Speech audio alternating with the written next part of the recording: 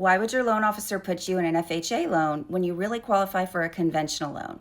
There are a few good reasons why this would happen and one not so great reason. But first, I'm Alexis. I'm a mortgage advisor / mortgage strategist, and I help people nationwide buy, sell, and refinance their homes. So let's get into it.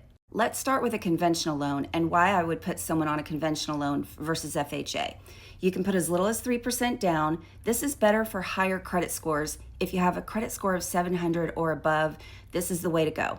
And you'd also have lower PMI, which is private mortgage insurance. It can also be removed once you hit a 20% equity position. Conventional is also better for longer term savings. Now let's look at why we would put you on an FHA loan.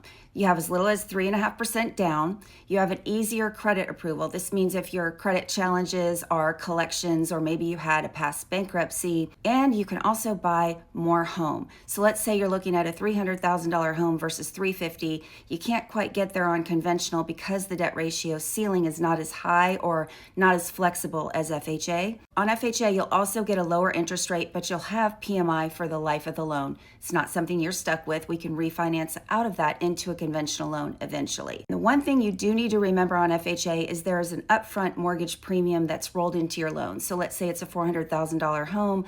That's about $7,000 that's rolled into your loan. Now, if you fall somewhere in the middle and your credit score is 680 or 690 and your loan officer is still talking to you about going FHA and they haven't given you the option of looking at conventional, that's a red flag, because some loan officers are paid more on an FHA loan than they are on a conventional loan. You just need to ask the questions, why are we only looking at an FHA and not conventional if you're someone that falls somewhere in the middle? If you'd like me to take a look at your particular situation, go to the link in my bio, schedule a 15-minute free consultation, or you can send me a DM. Follow along for more mortgage tips.